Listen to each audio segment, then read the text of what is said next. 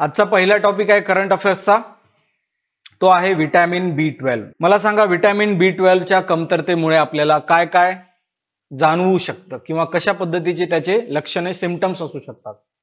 काय वाटतं तुम्हाला? ज्यावेळेस तुम्हाला अशक्तपणा येतो, ज्यावेळेस तुम्हाला चक्कर आल्यासारखे होते, ज्यावेळेस तुम्हाला थकवा जाणवतो, त्याच्यानंतर चिडचिडपण चालू होतो, तर ही काय आहेत? विटॅमिन B12 च्या डिफिशियन्सीची लक्षणे आहेत. ठीक आहे, कोणकोणती लक्षणे आहेत? Symptoms of vitamin B12 deficiency. तर कोणकोणते आहेत? पहिला आहे फटीग, दुसरा आहे इरिटॅबिलिटी, तिसरा आहे कन्फ्युजन, चौथा आहे समटाइम्स ॲनिमिया. गरजेचं नाही आहे प्रत्येक वेळेस ॲनिमियाच होईल म्हणून, कधी कधी होऊ शकतो. Sometimes anaemia, muscle weakness. तर ह्या प्रकारची लक्षणे आहेत विटॅमिन B12 च्या डिफिशियन्सीची. ठीक आहे, बरं आता विटॅमिन B12 आपल्याला महत्वाचा का आहे? कारण विटॅमिन B12 काय करत आहे? आपलं जे रक्त आहे आणि आपले जे नर्वस सिस्टीम आहे त्यांना प्रॉपर फंक्शन करण्यासाठी मदत करत असते.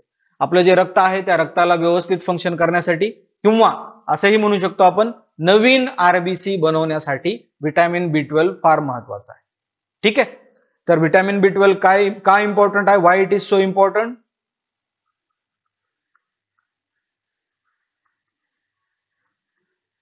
Because it keeps blood and nerve cells healthy and help in DNA synthesis.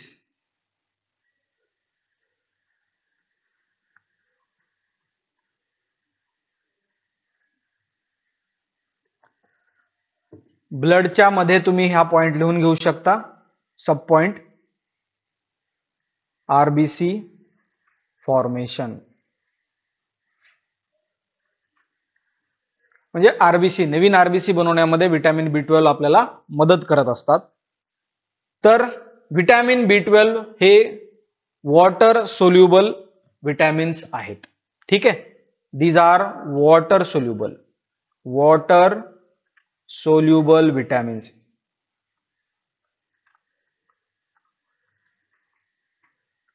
त्याच्यामुळे तुम्ही एखाद्या वेळेस एक्सेस अमाउंट मध्ये जरी विटॅमिन B12 चं कन्झम्पशन केलं असेल तरी सुद्धा त्याचा काही फरक पडणार नाही, कारण तुम्ही जेवढं पाणी जास्त पिसाल तेवढं एक्सेस जे विटॅमिन B12 आहे ते तुमच्या शरीरातून निघून जाईल.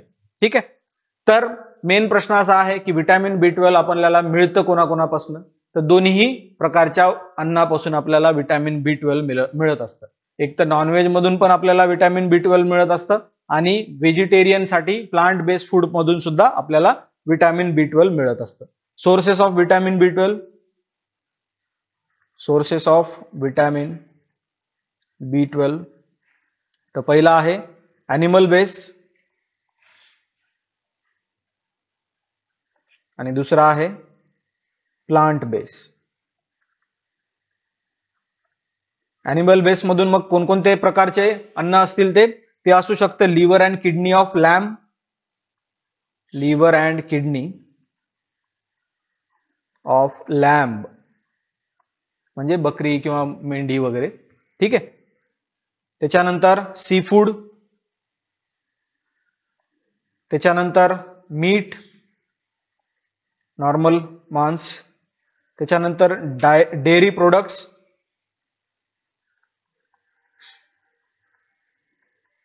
आणि त्याच्यानंतर एग्स. हे झाले ॲनिमल बेस फूड जे की आपल्याला विटॅमिन B12 च्या म्हणजे कमतरतेसाठी किंवा काय म्हणतात त्याला त्याची पूर्तता करून घेण्यासाठी मदत करतात. त्याच्यानंतर प्लांट बेस्ड फूड कोणकोणते आहेत? तर ते आहेत सोया मिल्क, ग्राउंडनट मिल्क,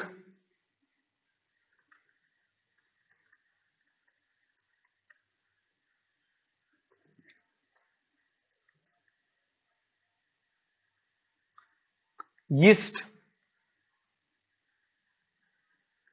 किंवा असे पदार्थ ज्यांच्यामध्ये आपण ईस्ट टाकून खात असतो जसं की ब्रेड वगैरे. ठीक आहे, किंवा काय म्हणू शकतो आपण फोर्टिफाईड केलेले प्लांट बेस्ड सिरियल्स. फोर्टिफाईड म्हणजे काय? एक्सटर्नल विटॅमिन्स त्या प्लांट बेसच्या म्हणजे वस्तूंमध्ये टाकून मग आपण त्याचं कन्झम्पशन करत असतो. त्याला म्हणत असतो आपण फोर्टिफाईड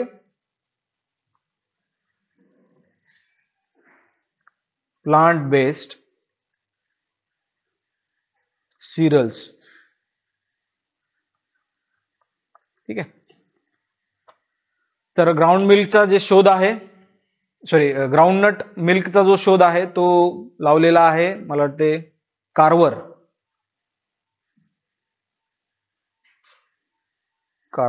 हो, कार्वर निग्रो वंशाचा एक व्यक्ती होता हा.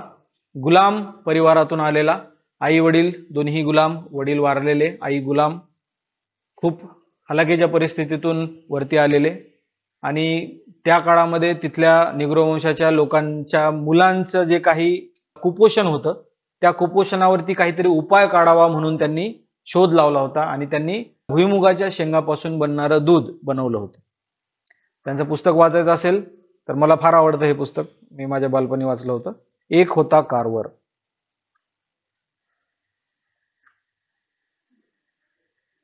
हे पुस्तक आहे, तुम्हाला वाचायचं असेल तर तुम्ही वाचू शकता. प्रेरणा मिळू शकते तुम्हाला की कसं ऑड कंडिशन मधून एखादा व्यक्ती एवढा मोठा सायंटिस्ट बनू शकतो की म्हणजे पूर्ण जगाने त्याची दखल घेतली नंतर. हे एक पुस्तक आहे, वाचावं अशी इच्छा असेल, एक्स्ट्रा काहीतरी तुम्हाला एक्स्ट्रा करिक्युलर वाचनाची आवड असेल तर तुम्ही वाचू शकता. वीणा गावणकर यांनी लिहिलेलं पुस्तक आहे. वीणा गावणकर किंवा गवाणकर, ऑनलाईन सहज पद्धतीने मिळून जातं. मराठीतलं पुस्तक आहे, तुम्ही बसल्या जागी वाचू शकता. छोटं पुस्तक आहे, काही जास्त मोठं नाहीये. तर हे होतं आपलं विटॅमिन B12. तर त्याला आपल्याला काय माहिती पाहिजे, डिफिशियन्सीमुळे काय काय होत असतं, सिम्पटम्स, का गरजेचं आहे, ब्लड आणि नर्वस सिस्टीमला चांगल्या पद्धतीने ठेवण्यासाठी गरजेचं आहे. ब्लडमध्ये RBC बनवतात ते, त्याचबरोबर त्याचे सोर्सेस कोणकोणते आहेत ते आपल्याला माहिती पाहिजे. ठीक आहे. त्याच्यानंतर आजचा नेक्स्ट मुद्दा आहे तो आहे स्नो ब्लाइंड. काय वाटत असेल बरं नावावरून, स्नो ब्लाइंड म्हणजे काय असू शकतं? बर्फाचा आंधळा माणूस, असं काही असेल का? स्नो ब्लाइंड काय असायला पाहिजे? बर्फाचा काहीतरी संबंध आहे असं वाटायला लागलं का? स्नो ब्लाइंड हे एक प्रकारचा मालवेअर आहे, व्हायरस. ठीक आहे. आणि स्पेसिफिकली तो अँड्रॉइड मोबाईल फोन युजर्सला टार्गेट करत आहे, सध्या प्रचलित आहे. ठीक आहे. आणि स्नो ब्लाइंड हा जो मालवेअर आहे, मी व्हायरस म्हणत नाहीये, मी मालवेअर म्हणतोय, कारण व्हायरसचे वेगवेगळे प्रकार असतात. कोणते व्हायरस स्पायवेअर असतात, कोणते व्हायरस मालवेअर असतात, कोणते व्हायरस ट्रोजन असतात. तर व्हायरसचे भरपूर सारे प्रकार आहेत. जुन्या बॅचला मी टेक्नॉलॉजीमध्ये शिकवलेलं आहे. ठीक आहे. तर स्नो ब्लाइंड हा एक प्रकारचा मालवेअर आहे. ठीक आहे. आता मालवेअर म्हणजे काय असेल बरं? मालवेअर म्हणजे एक प्रकारचा व्हायरस असतो जो की आपल्या नकळत आपल्या डिव्हाइसमध्ये घुसलेला असतो आणि तो दिसत पण नाही आपल्याला, आपल्या डिव्हाइसमध्ये आहे म्हणून आपल्याला कळत सुद्धा नाही. आणि हे कशावरून, आपल्या म्हणजे कोणत्या घटनेवरून किंवा कोणत्या गोष्टीमुळे आपल्या डिव्हाइसमध्ये येतात ते, आपण ज्या वेगवेगळ्या नको असलेल्या साईटवरती जातो, तिथे काहीतरी क्लिक करतो, तिथे क्लिक केल्याच्या नंतर काहीतरी डाउनलोड होतं आणि ते डाउनलोड झाल्याच्या नंतर ऑटोमॅटिक गायब होऊन जातं. तर ते असतात मालवेअर. तर स्नो ब्लाइंड काय आहे? A type of malware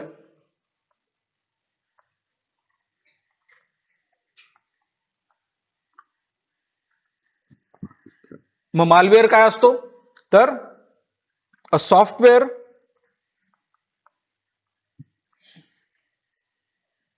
डिझाइन्ड to steal information without the user knowledge.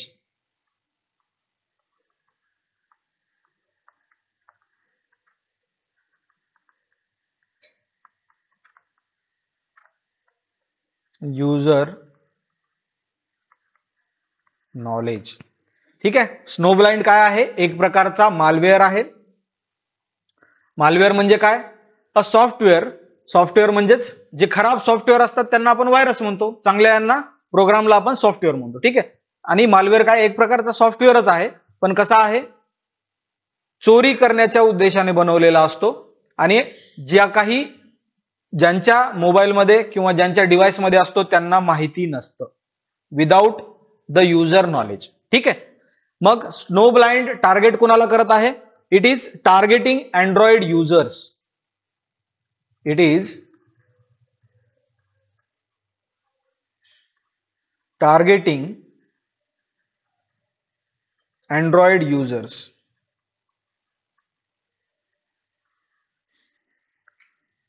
Specially banking credentials. Specially banking details पण म्हणू शकता. म्हणजे तुम्ही जर तुमच्या मोबाईलवरून, अँड्रॉइडच्या मोबाईलवरून तुमच्या ऑनलाईनच्या जे काय अकाउंट असतं बँकेचं तिथे लॉग इन लॉग आउट करत असाल, पैशाचं ट्रान्झॅक्शन करत असाल आणि जर तुमच्या अँड्रॉइड मोबाईलमध्ये चुकून स्नो ब्लाइंड नावाचा काय म्हणतात त्याला मालवेअर प्रेझेंट असेल तर त्या व्यक्तींना तुमचे सगळे डिटेल्स, पासवर्ड दिसेल तुमचा, तुमचं युजर नेम दिसेल, तुमचं सिक्युरिटी ट्रान्झॅक्शन, सगळ्या गोष्टी त्यांना दिसून जातील. आता ह्याला घाबरायचं का आहे? कारण हा एवढा ऍडव्हान्स आहे, कारण तुम्हाला सगळ्यांना माहिती आहे, सगळ्यांनी कधी ना कधीतरी काय म्हणतात त्याला टेक्नॉलॉजी म्हणजे काय म्हणतात त्याला गुगलचा, अँड्रॉइडचा वापर केलेला असेल. कोणताही अकाउंट सिक्युअर करण्यासाठी वेगवेगळ्या पद्धती असतात. एक पद्धत कशी असते तर बायोमेट्रिक पद्धत असते, बरोबर. म्हणजे बायोमेट्रिक म्हणजे तुमचे हाताचे फिंगरप्रिंट्स, तुमचा चेहरा वगैरे तिथे स्कॅन केला जातो. दुसरी पद्धत म्हणजे 2FA. माहिती आहे 2FA काय आहे? 2 फॅक्टर ऑथेंटिकेशन म्हणतात त्याला. म्हणजे एक तर तुमचा मोबाईल नंबर तिथे घेतला जाईल, त्याच्यावरती काहीतरी कोड पाठवण्यात येतील, किंवा एक तर तुमचा ईमेल नंबर किंवा ईमेल आयडी घेतला जाईल, तिथे ईमेल वरती तुमच्या काहीतरी कोड पाठवला जाईल. तो कोड त्या वेबसाईटवरती तुम्ही ज्यावेळेस सबमिट करता त्यावेळेसच ती साईट ओपन होते. त्याला म्हणतात 2 फॅक्टर ऑथेंटिकेशन. ठीक आहे. तर बायोमेट्रिक आणि 2 फॅक्टर ऑथेंटिकेशन ह्या दोन्ही सिक्युरिटीच्या काय म्हणतात त्याला चेक पोस्टला हा स्नो ब्लाइंड काय करत आहे? क्रॉस करत आहे. म्हणजे ते दोन्ही असून काही फायदा नाही. याच्यामध्ये लिहून घेऊया. It can disable biometric and 2FA 2 factor authentication. आणि हे दोन्ही काय आहेत? These 2 are security features.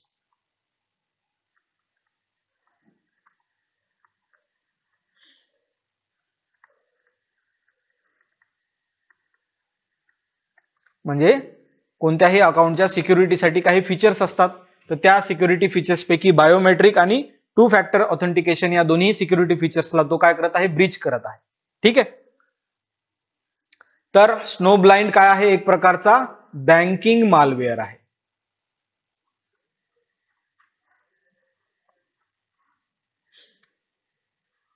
In short ही सगळी माहिती आपण जर समअप केली आणि एका वाक्यात जर सांगायचं झालं तर स्नो ब्लाइंड काय आहे? एक प्रकारचा बँकिंग मालवेअर आहे.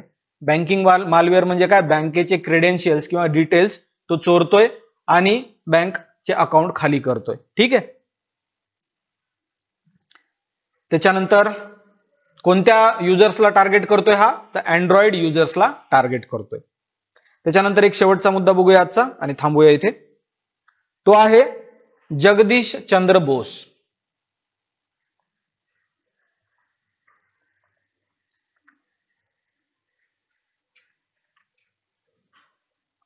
कोण होते हे?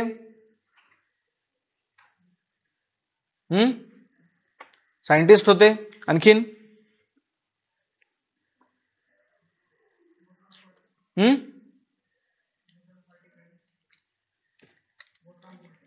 नाही ते वेगळं आहे. जगदीश चंद्र बोस यांनी एक डिव्हाइस तयार केलं होतं. त्या डिव्हाइसचं नाव आहे क्रेस्कोग्राफ. ठीक आहे. त्या डिव्हाइसचं नाव आहे क्रेस्कोग्राफ. काय करत असेल हे क्रेस्कोग्राफ? तर हे जे क्रेस्कोग्राफ आहे प्लांटची ग्रोथ मेजर करण्यासाठीचं बनवलेलं इन्स्ट्रुमेंट आहे. आपण आपल्या मनुष्याची ग्रोथ मेजर करू शकतो. हाईट किती वाढली आहे, जाडी किती वाढली आहे, वेट किती आहे, बरोबर. किंवा आणखीन काही पॅरामीटर्स असतील, ब्लड टेस्ट असेल, शुगर युरिन टेस्ट असेल किंवा आणखीन कोणत्या टेस्ट असतील, तर हे आपण आपल्या काय म्हणतात त्याला ग्रोथसाठी आपण पॅरामीटर्स ठरवलेले आहेत. प्लांटसाठी काहीच नव्हते तसे पॅरामीटर्स. तर जगदीशचंद्र बोस यांनी क्रेस्कोग्राफ नावाचं एक डिव्हाइस बनवलं होतं, जे काय मेजर करत असतं, प्लांटची ग्रोथ मेजर करत असतं. ठीक आहे. Invented crescograph, a device that measures the growth of plant.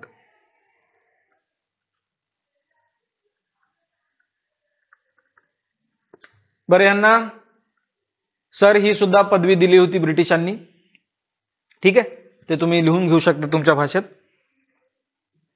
Jagadish Chandra Bose यांना सर जगदीशचंद्र बोस असं म्हणायचे, कारण सर ही उपाधी होती किंवा पदवी होती त्या काळात ब्रिटिश लोक चांगल्या टॅलेंटेड लोकांना किंवा कामाच्या लोकांना द्यायचे. ठीक आहे.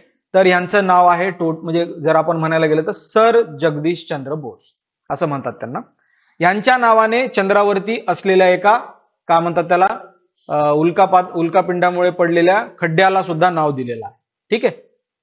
यांचं जे नाव आहे a crater on moon named after his honour. म्हणजे त्यांच्या सन्मानाच्या साठी चंद्रावरती जो उल्कापिंडामुळे पडलेला खड्डा आहे त्या खड्ड्याला सुद्धा यांचं एक नाव दिलेलं आहे. त्याचबरोबर जगदीश चंद्र बोस यांना father of Bengali science fiction culture सुद्धा म्हणतात. बेंगाल मधलं जे सायन्स फिक्शन कल्चर आहे त्यांचे जे काही पितामह आहेत किंवा फादर आहेत ते कोण आहेत? जगदीश चंद्र बोस. ठीक आहे. ऑल्सो कॉल्ड ॲज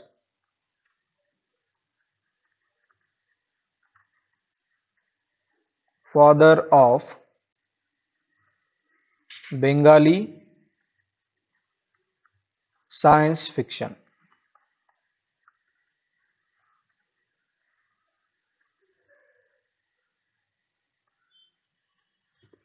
तर जगदीशचंद्र बोस बद्दल काही माहिती आली होती वाचण्यामध्ये, तर ती माहिती मी तुमच्या समोर घेऊन आलो. तर पहिली माहिती काय आहे? क्रेस्कोग्राफ बनवला होता त्यांनी. आणि क्रेस्कोग्राफ काय काम करतं तर प्लांटची ग्रोथ मेजर करण्याचं एक डिव्हाइस आहे. त्याच्यानंतर चंद्रावरती असलेल्या बऱ्याच म्हणजे उल्कापिंडामुळे पडलेल्या बऱ्याच खड्ड्यांपैकी एका खड्ड्याला सर जगदीशचंद्र बोस असं नाव दिलेलं आहे, कारण त्यांना ते ऑनर दिलेलं आहे नाव देऊन. त्याचबरोबर त्यांना आणखीन काय म्हणलं जातं? Father of Bengali science fiction. म्हणजे सायन्स फिक्शन नावाची एक काय म्हणतात त्याला सेपरेट स्ट्रीम आहे ज्याच्यामध्ये कथा, कादंबऱ्या, नॉवेल्स वगैरे लिहिण्यात येतात. तर त्या स्ट्रीमचे जे काही पितामह आहेत बेंगाल रिजन मधले, तर ते कोण असं समजलं जातं? जगदीशचंद्र बोस. ठीक आहे. चालते, आज आपण इथे थांबूया. कुणाला काही डाऊट असेल तर विचारा. आपण जे काही शिकलो